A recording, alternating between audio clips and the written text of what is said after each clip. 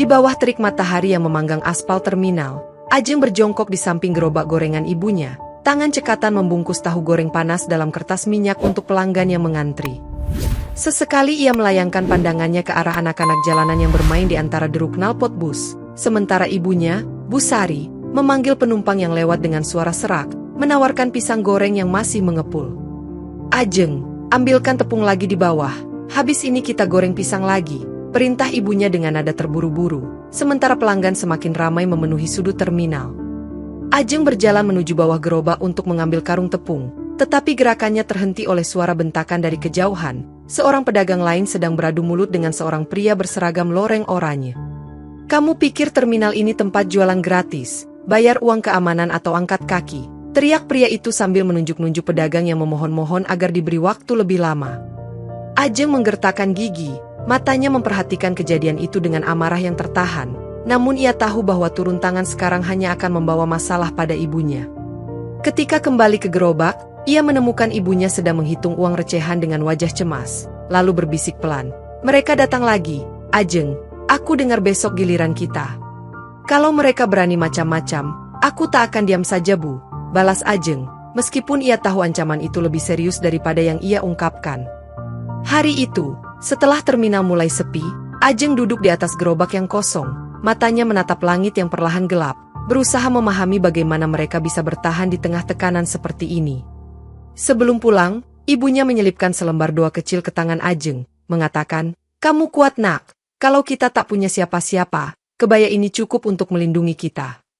Di sudut remang sebuah gudang kosong di pinggir terminal, Pak Hartono, pemimpin Ormas Pemuda Pancasila setempat, berdiri sambil mengisap rokok, memperhatikan bawahannya menyusun setumpuk uang dari hasil iuran keamanan. "Terminal ini milik kita, jangan kasih kendor siapapun yang coba-coba main di belakang kita," katanya dengan suara dingin sambil memukul meja kayu untuk menegaskan perintahnya. Di seberangnya, Andi, seorang anggota muda, mengangguk patuh, meskipun dalam hatinya ia merasa jijik dengan cara Hartono memeras pedagang kecil tanpa belas kasihan. "Pak Darmawan sudah tanya, kapan kita bisa mulai proyek pembebasan lahan itu?" tanya salah satu anggota senior. Dan Hartono menjawab tegas, "Begitu semua pedagang itu hengkang, kita bisa mulai. Kalau mereka melawan, kita buat mereka hilang." Sementara itu, di kantor polisi setempat, Kapten Yusuf, seorang perwira yang dikenal dekat dengan Hartono, menutup telepon setelah menerima perintah dari Pak Darmawan untuk tidak mengusut laporan pedagang.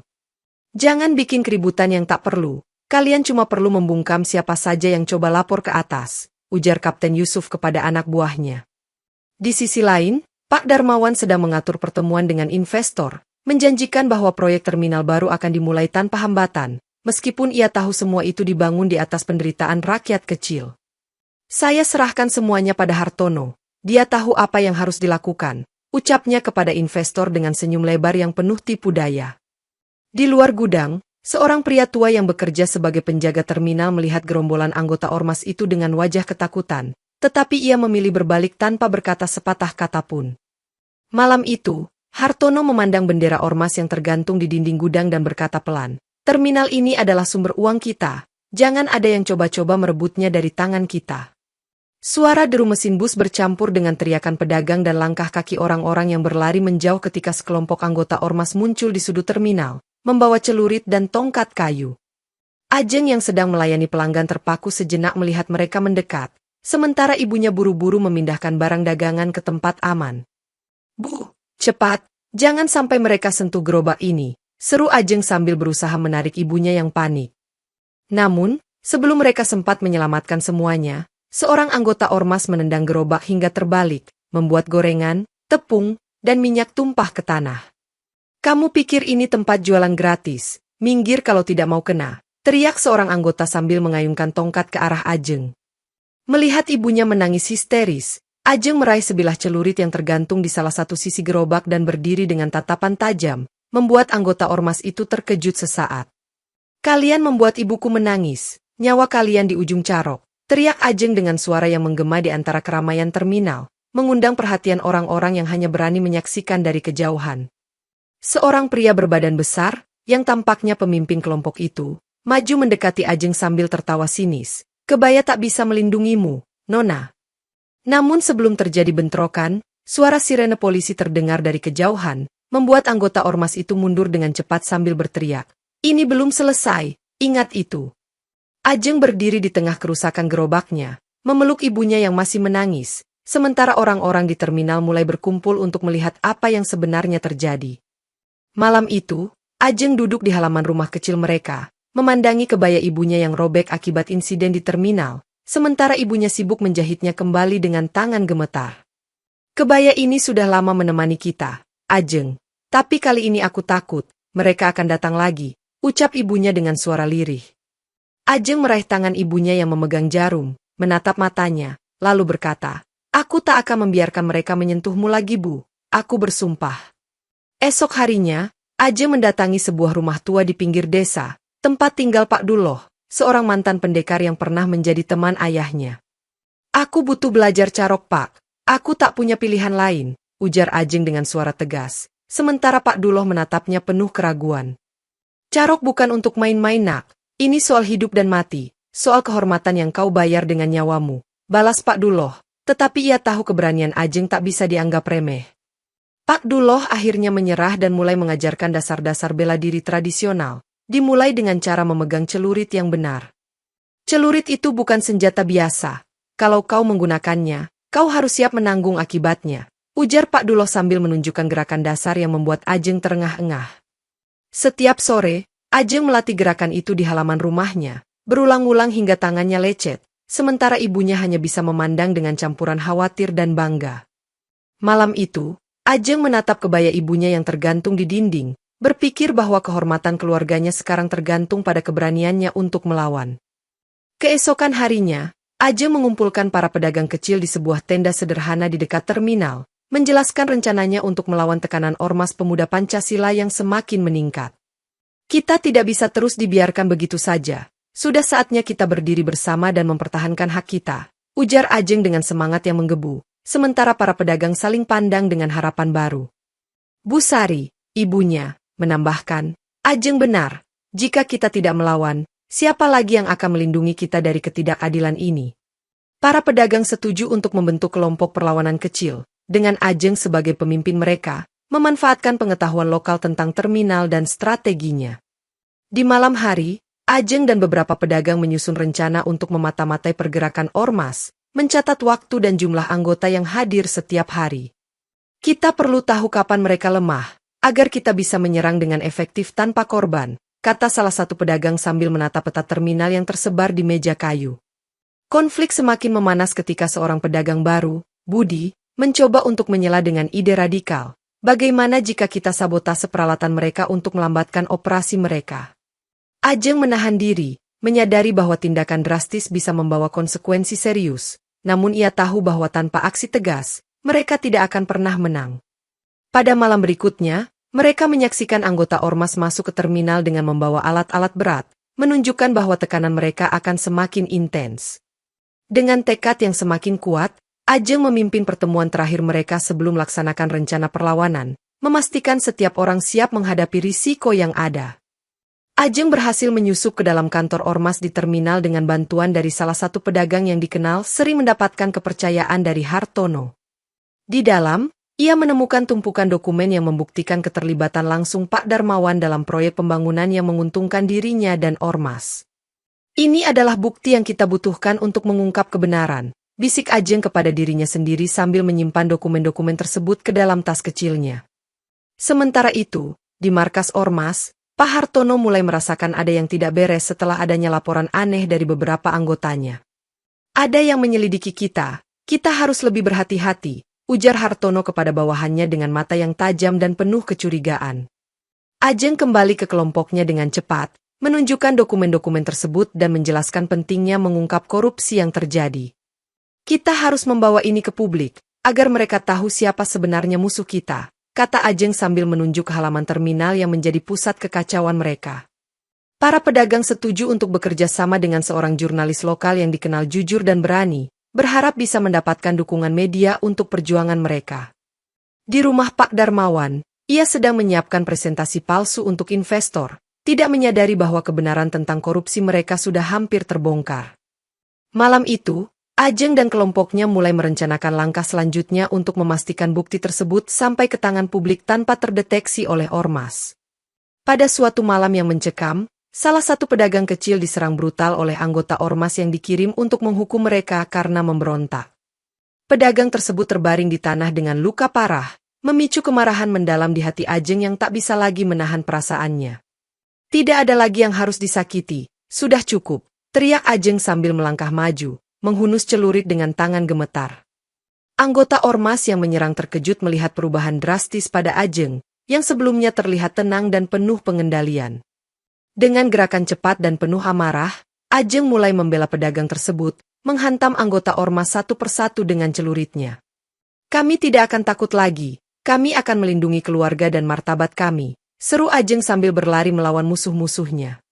Pertarungan sengit pun terjadi di tengah terminal, di mana para pedagang yang sebelumnya hanya menjadi saksi mulai bergabung untuk membantu Ajeng. Dalam kekacauan itu, beberapa anggota ormas jatuh terkapar, sementara Pak Hartono berusaha untuk mengendalikan situasi dengan keras. Ajeng akhirnya berdiri di hadapan Pak Hartono, menatapnya dengan mata penuh amarah dan tekad yang tak tergoyahkan. Sebelum Ajeng sempat melanjutkan serangannya, sirene polisi terdengar semakin dekat, memaksa anggota ormas untuk mundur dan meninggalkan terminal dengan cepat. Setelah peristiwa brutal di terminal, kepercayaan di antara para pedagang mulai retak ketika muncul laporan tentang adanya pengkhianat di dalam kelompok mereka. Ajeng merasa ada yang tidak beres ketika beberapa informasi penting bocor ke pihak ormas, memperlihatkan bahwa ada seseorang yang bekerja sama dengan musuh mereka. "Siapa di antara kita yang bisa dipercaya?" tanya salah satu pedagang dengan wajah penuh ketidakpastian saat mereka berkumpul untuk membahas masalah ini. Penyelidikan internal pun dimulai, dengan Ajeng memimpin untuk mengungkap siapa pengkhianat yang ada di antara mereka. Ternyata, Budi, pedagang yang sebelumnya mendukung ide sabotase, adalah orang yang menyelundupkan informasi ke ormas demi keuntungan pribadi. "Aku minta maaf, Ajeng. Aku hanya ingin mendapatkan keuntungan lebih untuk keluargaku," ujar Budi dengan air mata berlinang, menyadari kesalahannya. Ajeng merasa dikhianati namun menyadari bahwa tindakan Budi telah membahayakan semua orang, termasuk ibunya yang masih rapuh. "Kita harus segera mengambil tindakan sebelum ormas mengetahui siapa pengkhianat kita," tegas Ajeng, memastikan bahwa kejadian serupa tidak akan terulang lagi. Dengan bantuan dari anggota ormas muda yang sebelumnya jengah dengan kekejaman kelompoknya, mereka berhasil menangkap Budi sebelum ia sempat melaporkan lebih lanjut. Pengkhianatan ini menjadi pelajaran berharga bagi kelompok Ajeng, bahwa mereka harus selalu waspada dan menjaga kepercayaan di antara mereka untuk menghadapi konflik yang semakin kompleks. Setelah berhasil mengungkap pengkhianatan di antara mereka, Ajeng mulai merasakan perubahan dalam dirinya, seolah-olah kekuatan leluhurnya mulai bangkit dari dalam. Suatu malam, saat sedang bermeditasi di halaman rumah, cahaya misterius menyelimuti Ajeng, memberinya energi dan keberanian yang belum pernah ia rasakan sebelumnya. Pak Duloh, yang mengetahui perubahan tersebut, memutuskan untuk mengunjungi Ajeng dan menawarkan bimbingan lebih lanjut tentang kekuatan mistis yang dimilikinya. "Kamu terpilih, Ajeng. Kekuatan ini adalah warisan dari leluhurmu, dan sekarang saatnya kamu menggunakannya untuk melindungi mereka yang membutuhkan," ujar Pak Duloh dengan suara serius. Ajeng menerima pelatihan intensif dari Pak Duloh, mempelajari teknik-teknik bela diri tradisional yang lebih mendalam dan cara mengendalikan energi mistisnya. "Carok bukan hanya tentang kekuatan fisik, tapi juga tentang keseimbangan jiwa dan hati," kata Pak Duloh sambil menunjukkan gerakan yang lebih kompleks. Setiap sesi pelatihan membuat Ajeng semakin kuat dan mahir, hingga ia mulai mampu mengeluarkan energi mistis yang dapat meningkatkan kecepatan dan kekuatannya. Di tengah latihan, Pak Duloh mengungkapkan bahwa keluarganya memiliki sejarah panjang dalam menjaga keseimbangan antara dunia fisik dan mistis, memberikan Ajeng rasa tanggung jawab yang besar. "Dengan kekuatan ini, kamu bisa menjadi simbol harapan bagi rakyat kecil yang terus menderita akibat korupsi dan penindasan," lanjut Pak Duloh, memotivasi Ajeng untuk terus maju. Pada akhirnya, Ajeng merasa siap untuk menghadapi tantangan yang lebih besar, dengan keyakinan bahwa kekuatan tersembunyi dalam dirinya akan membawa perubahan bagi komunitasnya. Dengan bukti korupsi yang telah dikumpulkan, Ajeng bersama jurnalis muda bernama Rina mulai menyusun rencana untuk mempublikasikan kebenaran tentang Pak Darmawan dan hubungannya dengan ormas. "Kita harus memastikan bahwa bukti ini sampai ke tangan publik sebelum mereka sempat menutup-nutupi segala sesuatu," kata Rina sambil menatap dokumen-dokumen yang tersebar di meja kerjanya.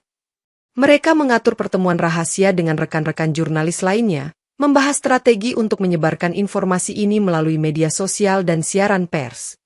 Sementara itu, Pak Darmawan yang mulai curiga melihat pergerakan Ajeng dan Rina, memperintai agen-agennya untuk menyelidiki lebih dalam.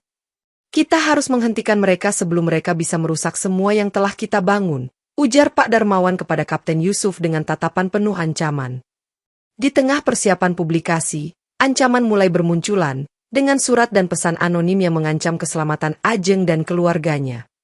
Kami tahu apa yang kamu lakukan, dan kami akan membuatmu menyesal, tertera dalam salah satu surat yang diterima Ajeng, menambah ketegangan di antara kelompok perlawanan. Meskipun menghadapi tekanan dan ancaman, Ajeng tetap tegar, meyakinkan semua orang bahwa mereka harus terus maju demi keadilan. Pada malam yang telah ditentukan, Rina menyiarkan laporan investigasi mereka secara live di media sosial, mengungkapkan bukti korupsi yang telah mereka kumpulkan. Reaksi publik pun datang dalam bentuk protes dan kecaman terhadap Pak Darmawan dan Ormas, memicu badai perubahan yang mulai mengguncang kekuasaan mereka. Dengan publik yang semakin marah dan menuntut keadilan, Pak Darmawan dan Ormas Pemuda Pancasila memutuskan untuk melakukan serangan besar-besaran terakhir di terminal. Pada pagi hari, para anggota Ormas berseragam loreng oranye dan baret merah berkumpul di terminal, membawa senjata tajam dan peralatan berat untuk menghancurkan semua gerobak pedagang. Ajeng, yang telah mempersiapkan diri dengan baik, bersama para pedagang lainnya menunggu kedatangan Ormas dengan tekad yang kuat untuk melindungi hak mereka. Hari ini kita akan menunjukkan bahwa kita tidak takut lagi. Kita akan melawan hingga titik darah penghabisan, ujar Ajeng sambil menggenggam celuritnya dengan erat. Pertarungan pun dimulai ketika Ormas menyerbu terminal, mengayunkan senjata mereka dengan agresif, sementara para pedagang berusaha mempertahankan gerobak mereka dengan segala cara.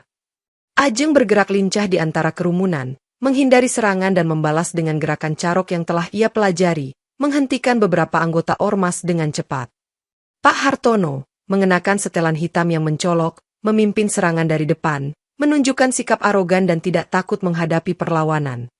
Dengan bantuan dari sekutu-sekutu yang telah ia galang sebelumnya, Ajeng berhasil mengepung Pak Hartono, memicu duel epik antara pelindung keluarga dan pemimpin Ormas yang kejam. Pertarungan berlangsung sengit, dengan Ajeng memanfaatkan kekuatan mistisnya untuk mengalahkan serangan-serangan Pak Hartono yang kuat dan terampil. Akhirnya, Ajeng berhasil melumpuhkan Pak Hartono dengan satu tebasan celurit yang tepat, menjatuhkan pemimpin Ormas dan mengakhiri kekuasaan mereka di terminal. Setelah pertarungan besar di terminal, seorang anggota Ormas muda bernama Joko, yang mulai merasa jijik dengan kekejaman kelompoknya, memutuskan untuk berkhianat dan membantu Ajeng. Joko mendekati Ajeng secara diam-diam di sebuah sudut terminal yang sepi, menawarkan informasi penting tentang hubungan Ormas dengan polisi busuk dan rencana mereka selanjutnya. Aku tidak tahan lagi dengan kekerasan ini, aku ingin membantu kalian menghentikan semua ini, kata Joko dengan suara gemetar, menyadari risiko besar yang diambilnya. Ajeng, meskipun awalnya skeptis, menyadari bahwa bantuan Joko bisa menjadi kunci untuk mengungkap lebih banyak lagi tentang korupsi yang terjadi. Kita butuh semua informasi yang kamu punya, ini bisa sangat membantu dalam perjuangan kita, balas Ajeng sambil memandangi mata Joko yang penuh penyesalan.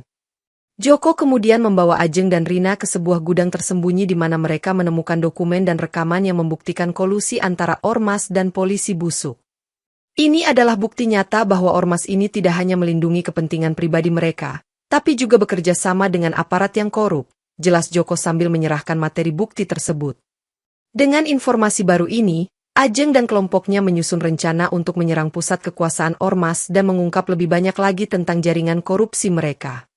Di tengah persiapan, Joko menunjukkan loyalitasnya dengan mengungkapkan lokasi markas rahasia Pak Darmawan yang tersembunyi di bawah terminal. Kerjasama yang terjalin antara Ajeng, Rina, dan Joko membuka jalan bagi mereka untuk menggulingkan jaringan korupsi secara menyeluruh, membawa harapan baru bagi komunitas mereka. Dengan informasi yang diperoleh dari Joko, Ajeng dan timnya merencanakan operasi penyelamatan untuk menangkap Kapten Yusuf, salah satu polisi busuk yang terlibat dalam kolusi dengan Ormas. Mereka menyusun strategi dengan hati-hati, memilih malam hari ketika markas polisi kurang diawasi untuk melaksanakan operasi penyelamatan. Kita harus bergerak cepat dan hati-hati. Jika Kapten Yusuf mengetahui rencana kita, semuanya bisa berantakan, peringat Ajeng kepada timnya sebelum operasi dimulai.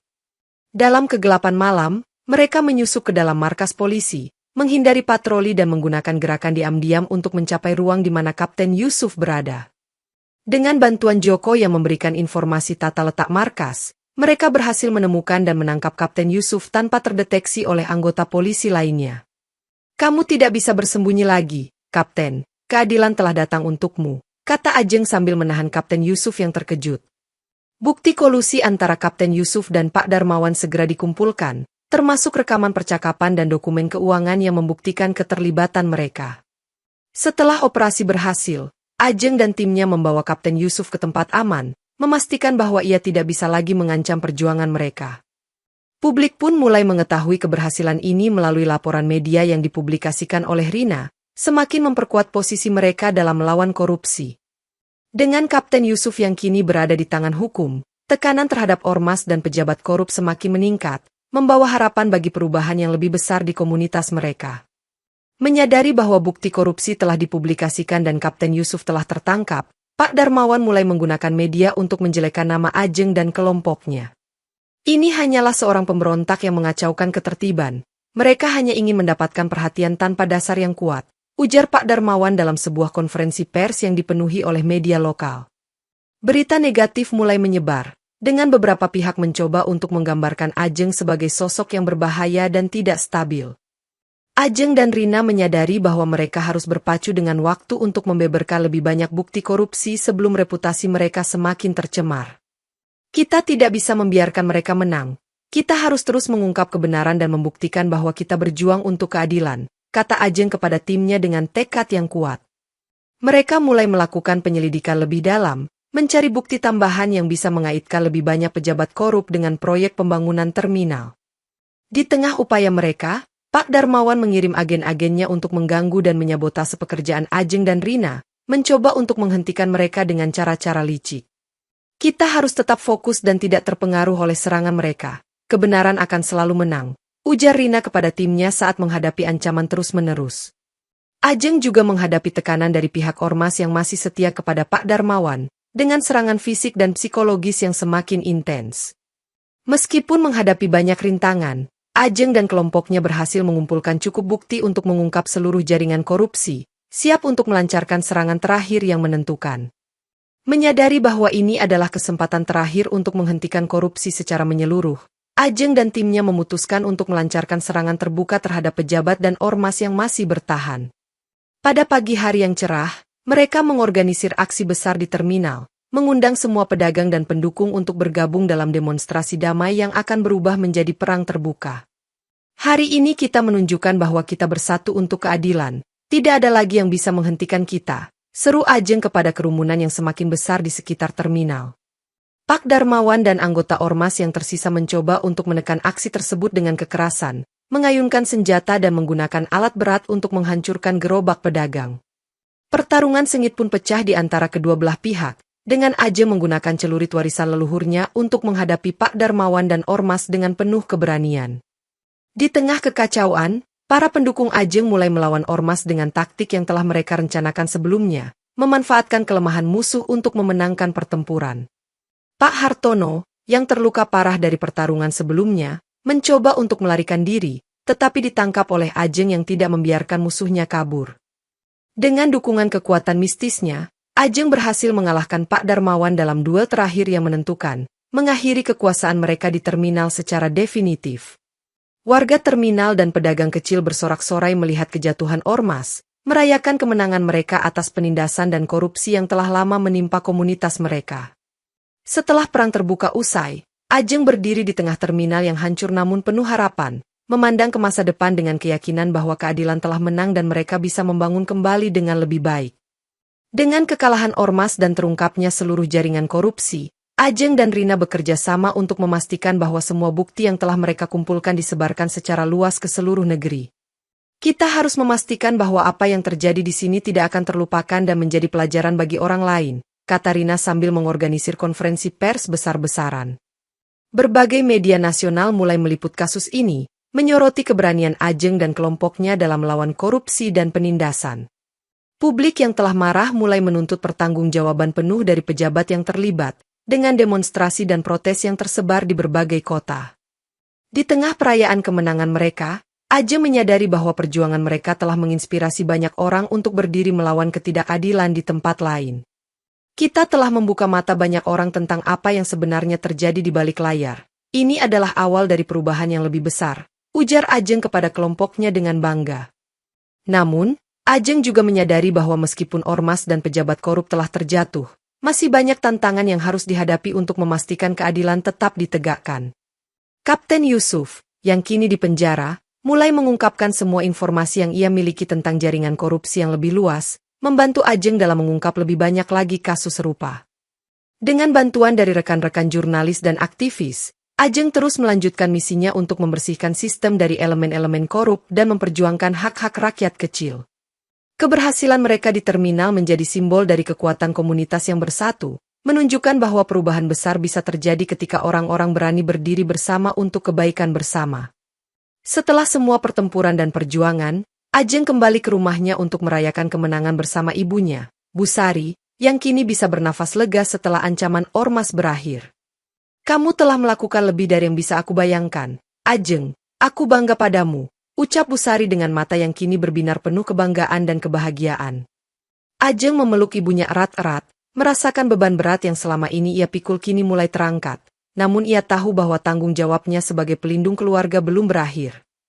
Mereka bersama-sama membersihkan rumah dari sisa-sisa pertempuran, memperbaiki kebaya yang telah robek dan menggantungnya kembali sebagai simbol kemenangan mereka.